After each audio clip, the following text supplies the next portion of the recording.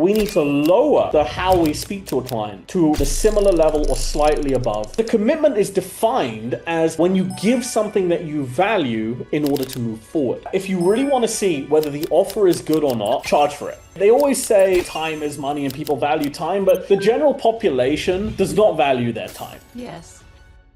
Debbie, welcome to the hot seat. Tell us a little bit about yourself, what kind of coaching you do, and how you got into it.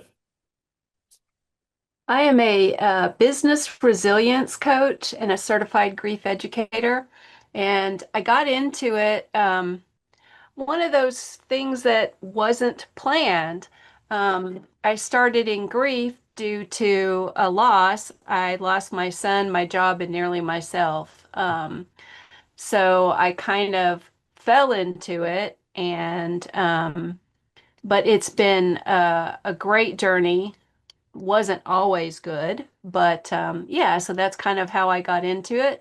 I've been a certified grief educator for about 20 years, and about 2.5 years ago, I moved more into business resilience.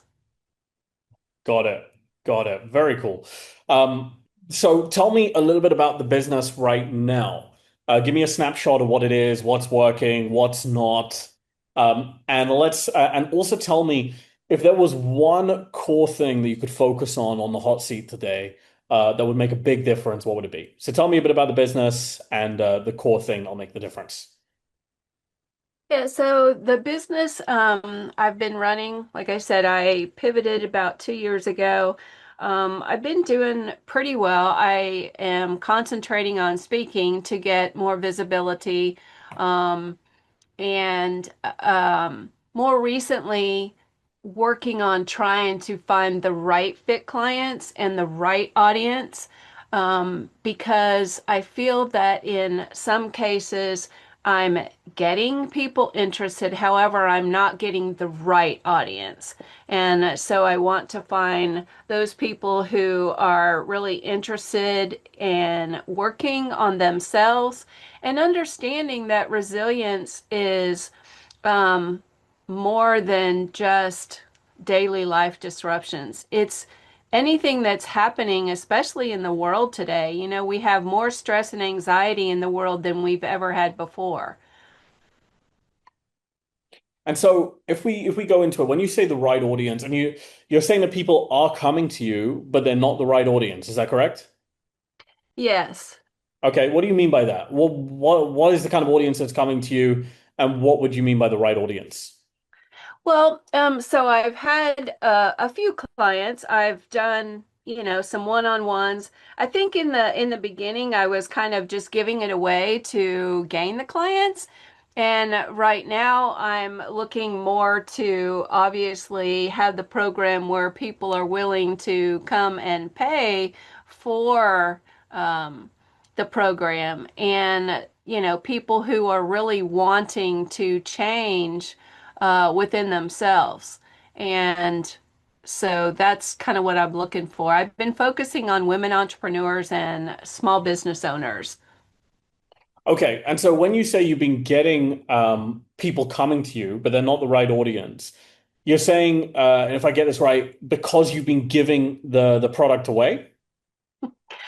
That's kind of how I feel. I could be wrong, but that's kind of how I feel. And when I was concentrating on grief, the people in grief are just not ready to pay for it. So that's the reason that I pivoted to more resilience. And I feel that I'm just scratching the surface right now and trying to determine where I need to go and what components I need to have in order to make it irresistible for people. All right, but let's bring it back. There's one important thing we have complete clarity on, right? So you're getting people to you because you've been giving it away, and when you're starting to charge for it, that's where you say that they are not moving forward. Yeah. Got it. And so the right audience would be people that don't just want to engage in freebies, but actually want to pay to move things forward. Yes, And that you're is not getting correct. enough of those. Yes. Okay, got it. Understood.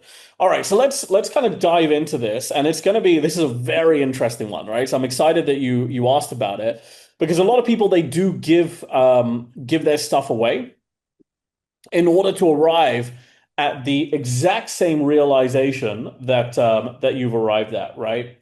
So if we look at the psychology of somebody that is going for free, what happens is in general, right? They always say, time is money and people value time, but the general population does not value their time, right? They value their wallets and not their time. And obviously, depending on different niches, if you're dealing with CEOs, and that's a bit different, right? But in your particular case, it's looking like they're just not valuing their time, which is very normal. And so what happens is people will part with things that don't matter to them much more easily than things that do. Okay.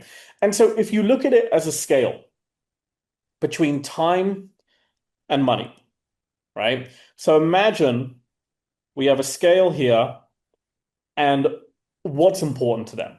So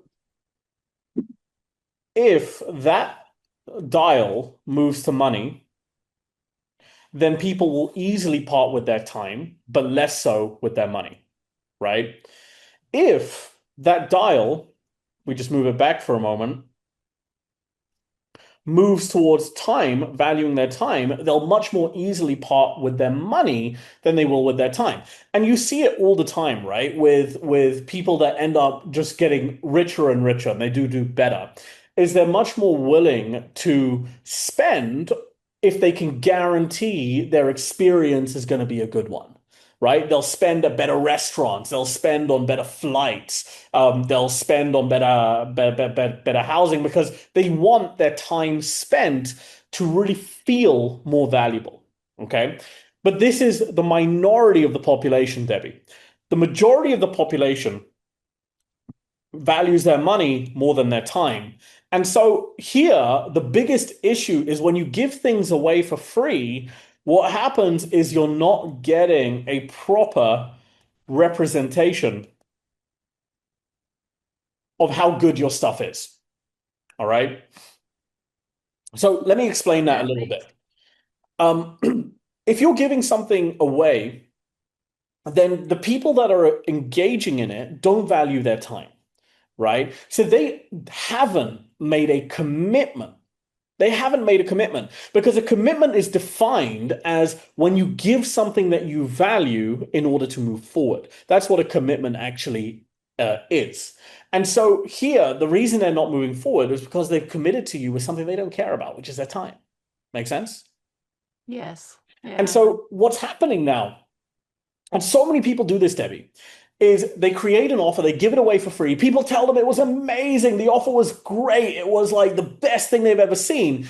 And then when they start to say, okay, all these people that I gave the thing away for free loved it, let's put it out there in the market, let's charge for it, let's charge 2K, 5K, 10K for it. And then what happens is nobody buys because the opinion was not a valid one, right? Because the person giving it gave something that they didn't care about, which was their time. Does that make sense? Yes. Yes. Yeah. So, and I always say this, and so many people say this.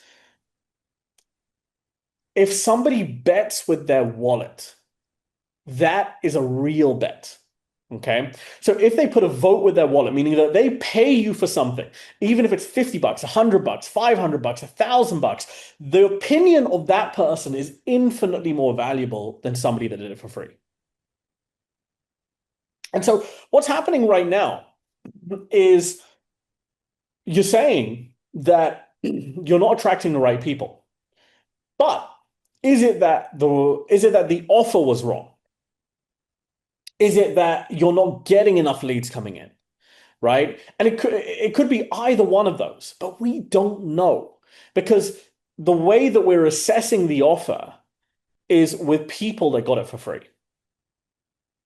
And so what becomes really important, Debbie, is that if you really want to see whether the offer is good or not, charge for it. And here's the thing. When you charge for an offer, what happens is even if it's $10, even if it's $50, even if it's $100, you will have a very different kind of person that goes through that. Very different. And their opinion is way more important than somebody that got it for free because they're giving something that they valued. Make sense? Yes, So the yes. very first steps, right, is for you to actually charge for that offer and see what they say. And if they say no, then what happens is we've got to start looking at the offer, right? Is the offer actually as irresistible as we thought it was? Which obviously it's not, right? Because they're saying no. Um, does that make sense? Where's your head at? Yeah, exactly. And that's a lot of why I was in the class is because it's like I feel like I need an irresistible offer and I don't believe I have one. So, Yeah. So let's talk a little bit about that, right? And this is the important thing about an irresistible offer. And I spoke about this a little bit of time ago, right? With a friend of mine that runs this huge company. Let's start with the irresistible offer. Okay. Now, there are two ways to kind of define an irresistible offer.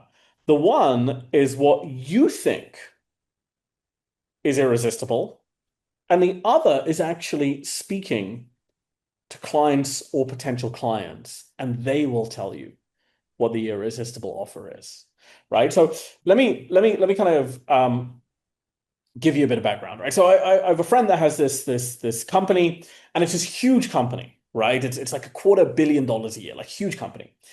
And there were certain features that he released which were like just amazing features. And I asked him, right, like, how did you even think of this? These look like genius moves. What even gave you the audacity to think about that? And he said that, when he speaks to a lot of people, they say that, oh yeah, that move was amazing. I can't believe you thought of that. But the reality was he decided to make these moves based on speaking to customers. So he spoke to customers, and the customers actually told him what they wanted. And then he just built it, right? And so very often what happens in the coaching space is we create something that we think is irresistible, um, only to realize later that the client doesn't think that, right? Whereas if you go the reverse and we say, okay, let's start with the client first and actually speak to what the client really, the core desires of the client, you will find that they will give you exactly step by step what would get them to buy. Make sense? yes. Yeah. So I'll give you another example of this. So my son, he's 7 years old, right? And he's recently gotten into video games, and he loves this game, Hot Wheels, right, which is like the car driving game. And he plays it. And when I play it with him, because he always wants me to play, right? He's like, Papa, let me play this. And I'm like, yeah, sure. He always wants me to play. And he's really good, right? He knows all the power-ups, he knows all the moves, and I don't know any of that, right? So I'm just like fumbling left and right trying to control this car. And then he's just like going on and on at me, Debbie. He's like just saying, you shouldn't do that, you should do this, da da da da da da da da da da da. And he's getting me to the point where I'm just like, I don't want to play Hot Wheels with you anymore, man. I feel demeaned playing this game with you. And you know, he's my son, so I'm always gonna play, and I'm gonna lose 1,000 times in a row, and I'm gonna hear him talking smack to me, and I'm gonna be okay with it because he's my son. The funny thing about that, Debbie, is that most coaches do exactly the same thing as my son, and they don't even realize. So what's happening here is I want you to imagine that there is a level of communications, right? At the top is level 10, and at the bottom is level 1. Now, imagine this is the journey through it. So if we were going to say like an easy one is a language, so let's say French. And let's say you speak level 10 French, right? You're really, really good at French. And your job is to coach somebody who is currently at a level 2 and get them to level 10. Okay.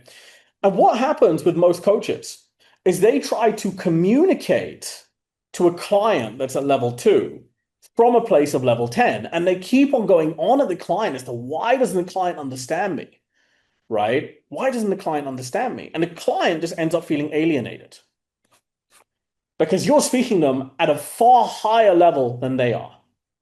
In order to get the client to really move forward, we need to lower the how we speak to a client to the similar level or slightly above what they do.